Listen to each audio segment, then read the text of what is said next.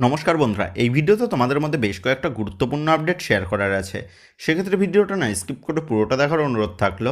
আর তোমরা যারা চ্যানেলে প্রথমবার এসেছো তারা কিন্তু অবশ্যই ভিডিওতে লাইক দিয়ে চ্যানেলটা সাবস্ক্রাইব করে রেখো, কারণ তুমি কিন্তু এখানে তোমার প্রিয় দলের সমস্ত রকম খেলার খবর সবার আগে পেয়ে যাবে। তো চলো আর দেরি না করে আজকের ভিডিওর মেন টপিকগুলো নিয়ে আলোচনা শুরু করা যাক। তো সবার প্রথম আপডেটটাই আজকের ম্যাচ নিয়ে আলোচনা করা যাক। তো শেষ ম্যাচে জামশেদপুর এফসির বিরুদ্ধে ম্যাচ ড্র করে আজ চেন্নাইন এফসির ঘরের মাঠে মোহনবাগান দল মুখোমুখি হতে চলেছে অত্যন্ত গুরুত্বপূর্ণ একটা ম্যাচে। মোহনবাগানের কাছে এই ম্যাচটা গুরুত্বপূর্ণ, কারণ এই ম্যাচ জিততে পারলেই মোহনবাগান দল তারা কিন্তু লিগ শিল্ড রেসে আরও খানিকটা এগিয়ে যাবে। তবে আজকের ম্যাচটা জিততে না পারলে মোহনবাগান দল লিগ শিল্ড রেসে একটু হলেও কিন্তু পিছিয়ে পড়বে, কারণ পয়েন্টস টেবিলে মোহনবাগান দলের একেবারে ঘাড়ের নিঃশ্বাস ফেলছে কিন্তু এফসি গোয়া। সেক্ষেত্রে আজকের ম্যাচটা থেকে জয় পাওয়া ছাড়া কিন্তু আর কোনো অপশান নেই মোহনবাগানের জন্য, সেটা যে কোনো গোলের ব্যবধানেই হোক না কেন। তো গত ম্যাচে মোহনবাগান দল তারা কিন্তু তাদের জেতা ম্যাচটাকে ড্র করে এসেছে।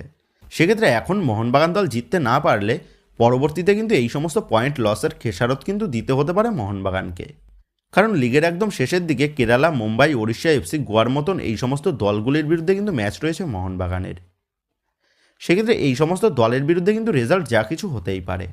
সেক্ষেত্রে এখন কিন্তু মোহনবাগানের উচিত তাদের আপকামিং ম্যাচগুলো থেকে কোনো রকম পয়েন্ট লস না করা, কারণ পয়েন্ট লস করলে একদিকে যেমন লিগ শিল্ড জয়ের রাস্তায় সমস্যা আসতে পারে, তেমনই কিন্তু পয়েন্ট লস করার জন্য প্লেয়ারদের মধ্যে কনফিডেন্স লেভেলটাও কিন্তু লো হতে শুরু করবে। সেক্ষেত্রে মোহনবাগানের কাছে তাদের আপকামিং ম্যাচগুলোতে ভালো পারফরমেন্স করে জেতা ছাড়া আর কোনো কিন্তু অপশান নেই। আর কোচ মলিনাও তেমনটাই চেষ্টা করছেন দলের ভুলভ্রান্তিগুলো শুধরে নিয়ে বাকি ম্যাচগুলো থেকে কিন্তু পুরো পয়েন্ট অর্জন করতে। তো যাক, চেন্নাইন এফসি তারা মোহনবাগান দলের থেকে তুলনামূলকভাবে সহজ প্রতিপক্ষ হলেও আজকের ম্যাচে মোহনবাগান দলের জন্য কিন্তু একটা বড় সমস্যা হয়ে দাঁড়াতে পারে প্লেয়ারদের ম্যাচ ফিট থাকাটা। কারণ তোমরা জানো গত 17 তারিখ জামশেদপুর এফসির বিরুদ্ধে অ্যাওয়ে ম্যাচ খেলতে গেছিল মোহনবাগান। সেক্ষেত্রে 18 তারিখ কলকাতায় পৌঁছে দলের প্লেয়ারদের রিকভারি করতেই কিন্তু সময় চলে গেছে। সেক্ষেত্রে শুধুমাত্র 19 তারিখে কিন্তু মূল অনুশীলন সেরেছে মোহনবাগান। আর গতকাল সকালে হালকা অনুশীলন করেই চেন্নাইয়ের উদ্দেশ্যে রওনা দিয়েছে বাগান শিবির। সেক্ষেত্রে মোটামুটিভাবে দেখতে গেলে শুধুমাত্র একদিনে কিন্তু মোহনবাগান দল সুযোগ পেয়েছে আজকের ম্যাচের জন্য প্রধান অনুশীলনের। তবে আজকের ম্যাচটা যদি মোহনবাগানের হোম গ্রাউন্ডে হতো তাহলে কিন্তু একটু হলেও সমস্যা কম হতো প্লেয়ারদের। তো যাই হোক, আশা করা যাচ্ছে আজ মোহনবাগান দলের প্লেয়ারদের কাছ থেকে আমরা একটা ভালো খেলা উপহার পাবো। তো যাই হোক, আজকের এই গুরুত্বপূর্ণ ম্যাচের আগে মোহনবাগান দলের জন্য কিন্তু বেশ কিছু সুখবর বেরিয়ে এসেছে।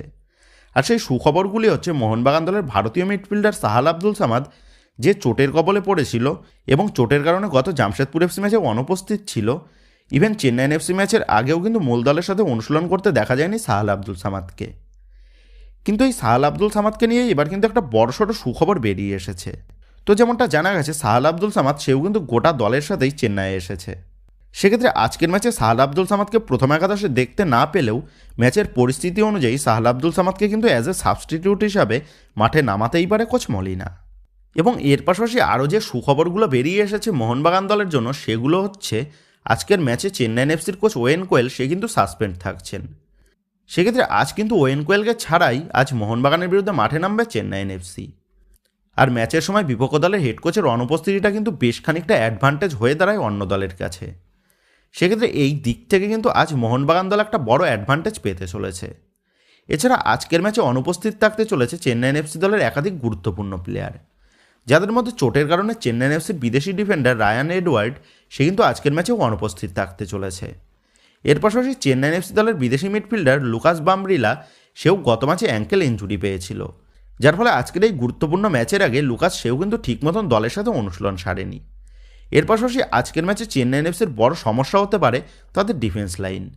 তো এমনিতেই চেন্নাইন এফসির ডিফেন্স লাইন তারা কিন্তু এই সিজনে অনেক গোল কনসিড করেছে, যার ফলে চেন্নাইন এফসি ম্যানেজমেন্ট তারা কিন্তু তাদের ডিফেন্স লাইন নিয়ে বেশ খানিকটা চিন্তিত রয়েছে। এর পাশাপাশি আবার চেন্নাইন এফসি দলের ডিফেন্স লাইনের অন্যতম সেরা প্লেয়ার বিকাশ ইয়ামনাম সেও কিন্তু চেন্নাইন এফসির দল ছেড়ে কেরালার পথে পাড়ি দিয়েছে। তবে আবার বিকাশের পরিবর্তে চেন্নাইন এফসি ম্যানেজমেন্ট প্রীতম কোটালকে দলে নিয়ে আসলেও প্রীতম কোটাল সে কিন্তু চেন্নাইন এফসি দলে যোগ দিয়ে মাত্র 1 থেকে 2 দিন সময় পেয়েছে দলের সাথে অনুশীলন সেরে আজকের এই ম্যাচের জন্য। সেক্ষেত্রে প্রীতম যে এই 1 থেকে 2 দিনেই দলের সাথে পুরোদমে মানিয়ে নেবে তেমনটা কিন্তু আশা করা ভুল।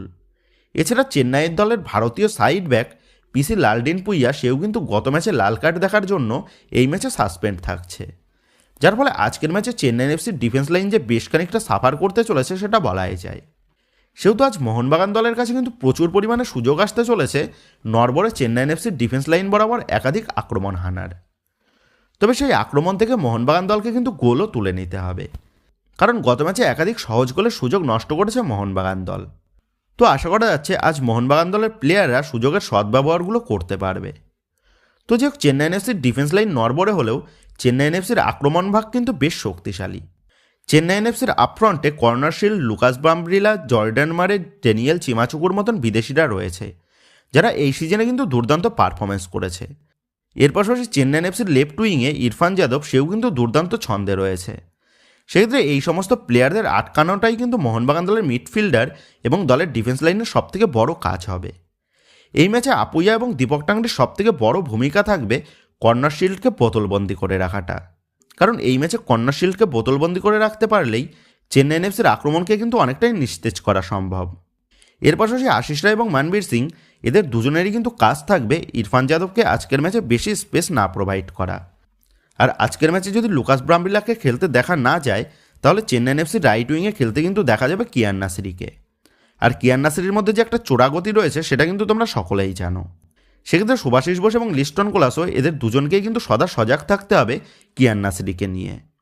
আর যদি আজকের ম্যাচে লুকাস ব্রাম্ব্রিলাকে মাঠে দেখা যায়, তাহলে কিন্তু সুভাশিস বোস এবং লিস্টন কোলাসো, এদের দুজনকেও কিন্তু বাড়তি চাপ নিতে হবে।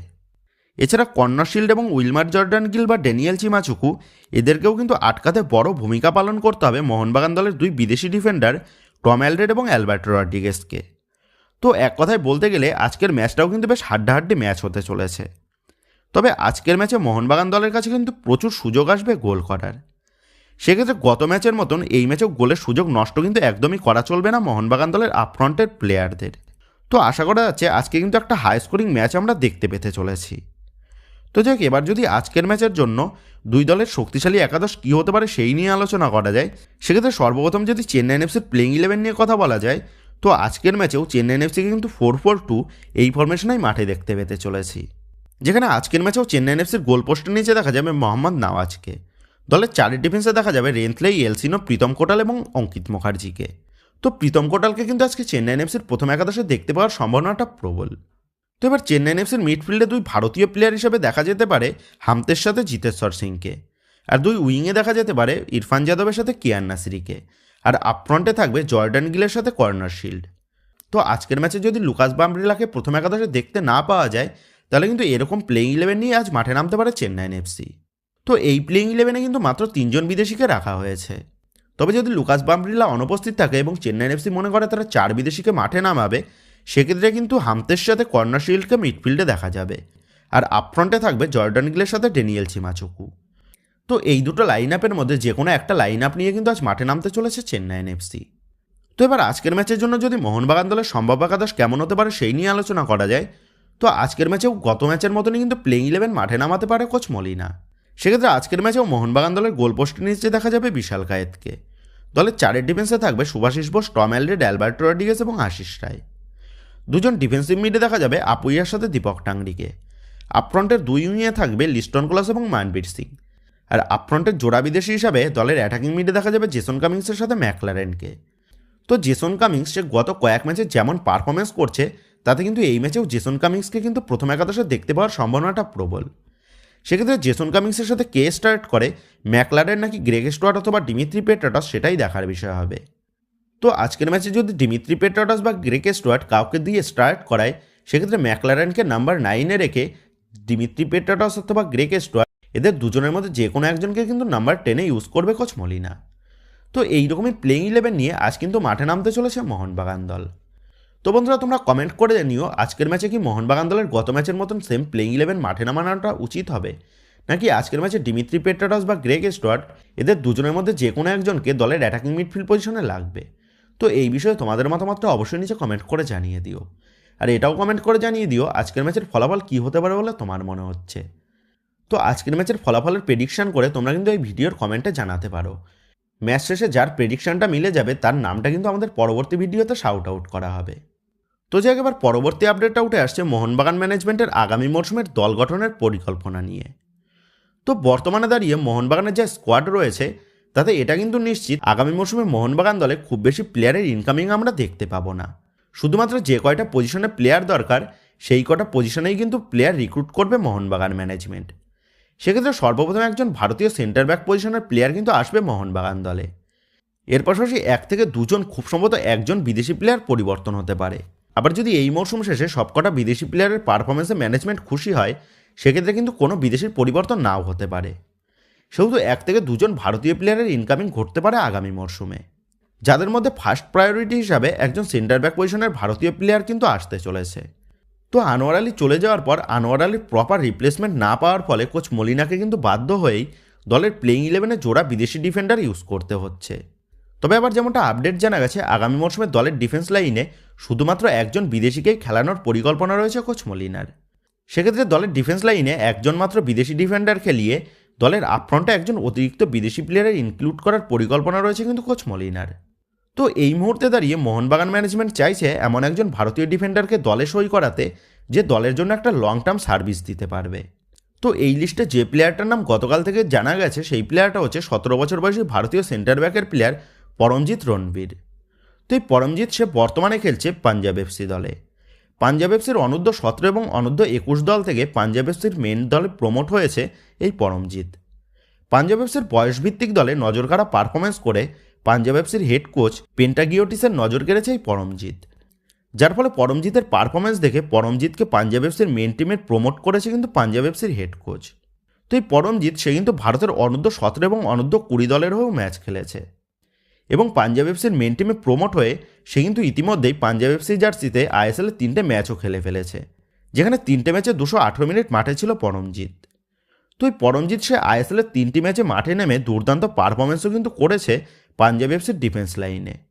তো এই পরমজিৎ সে কিন্তু আনোয়ার আলীর একজন প্রপার রিপ্লেসমেন্ট হতে পারে মোহনবাগান দলের জন্য, তেমনটাই মনে করে মোহনবাগান ম্যানেজমেন্ট তারা কিন্তু ইতিমধ্যেই পাঞ্জাব এফসি ম্যানেজমেন্টের সাথে কথাবার্তাও শুরু করে ফেলেছে। এবং যেমনটা আপডেট, পাঞ্জাব এফসি ম্যানেজমেন্টের সাথে পরমজিতের ডিল নিয়ে মোহনবাগান ম্যানেজমেন্টের মধ্যে কিন্তু প্রাথমিক পর্যায়ে কথাবার্তাও হয়ে গেছে এবং পাঞ্জাব এফসি তারাও কিন্তু পরমজিৎকে সেল করতে রাজি। তবে পাঞ্জাব এফসি পরমজিতের জন্য একটা মোটা অঙ্কের অর্থ কিন্তু দাবি করেছে।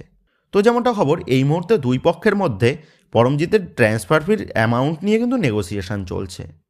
সেক্ষেত্রে যদি শেষ পর্যন্ত দুই পক্ষের মধ্যে টাকা পয়সার বিষয়টা মিটমাট হয়ে যায়, তাহলে কিন্তু পরমজিৎকে আমরা আগামী মৌসুমে মোহনবাগান জার্সি পরে মাঠে দেখতে পেতে চলেছি। তবে এই ডিলটার বিষয়ে আমার ব্যক্তিগত মতামত হচ্ছে, পরমজিৎকে ট্রাই না করে প্রয়োজনে মোহনবাগানের জুনিয়র দল থেকে যে সমস্ত প্লেয়াররা ইতিমধ্যেই নিজেদের প্রমাণ করেছে, যেমন দীপেন্দু, সৌরভ, এই সমস্ত প্লেয়ারদের তৈরি করে নেওয়াটা কিন্তু বেটার হবে মোহনবাগান ম্যানেজমেন্টের জন্য। দীপেন্দু সে কিন্তু ইতিমধ্যেই নিজেকে যথেষ্ট প্রমাণ করেছে। সেক্ষেত্রে যদি ফিউচার প্ল্যান নিয়ে এগোতে হয়, তাহলে দীপেন্দু কিন্তু বেস্ট অপশান হবে মোহনবাগানের কাছে। আর যদি শর্ট টার্ম প্রজেক্টে এগোতে হয়, তাহলে কিন্তু সন্দেশ মেহতাব, এই সমস্ত অনেক এক্সপিরিয়েন্স ডিফেন্ডাররা রয়েছে। তো এই সমস্ত ডিফেন্ডারদের অ্যাপ্রোচ করাটা কিন্তু বেটার হবে। তো যাই হোক, তোমরাও যদি আমার এই কথাতে একমত হয়ে থাকো, তাহলে কিন্তু অবশ্যই কমেন্ট করে জানিয়ে দিও। তো যাই হোক বন্ধুরা, এই ভিডিওতে গুরুত্বপূর্ণ আপডেট করা নিয়ে তোমাদের মধ্যে আলোচনা করার ছিল। তো আশা করি ভিডিওটা তোমাদের ভালো লেগেছে। তো যদি ভিডিওটা ভালো লেগে থাকে, তাহলে ভিডিওতে লাইক দিয়ে চ্যানেল সাবস্ক্রাইব করে পাশে থাকা বেল আইকনটা অবশ্যই প্রেস করে দিও। আর তোমরা যারা এখনও পর্যন্ত আমাদের সোশ্যাল মিডিয়া পেজের সাথে যুক্ত হওনি, তারা কিন্তু অবশ্যই নিচে ডেসক্রিপশন বক্সের লিঙ্ক থেকে আমাদের সোশ্যাল মিডিয়া পেজের সাথে যুক্ত হয়ে যেও। কারণ এখন কিন্তু সমস্ত লেটেস্ট আপডেটগুলো সবার আগে আমাদের সোশ্যাল মিডিয়া পেজেই পোস্ট করা হয়। আর তোমরা এখন ফেসবুক এবং ইনস্টাগ্রামে গিয়ে তোমরা আমাদের এই চ্যানেলের নাম লিখে সার্চ করলেও তোমরা কিন্তু আমাদের ফেসবুক এবং ইনস্টাগ্রাম পেজটাও খুঁজে পেয়ে যাবে। সেক্ষেত্রে তোমার প্রিয় দলের সমস্ত রকম লেটেস্ট আপডেট সবার আগে জানার জন্য এবং আমার সাথে সরাসরি যে কোনো বিষয়ে কথা বলার জন্য তোমরা কিন্তু অবশ্যই মনে করো আমাদের সোশ্যাল মিডিয়া পেজের সাথে যুক্ত হয়ে যাও। তো বন্ধুরা, এই ভিডিওটা এটুকুই ছিল। তো আসি বন্ধুরা, দেখা হচ্ছে পরের ভিডিওতে।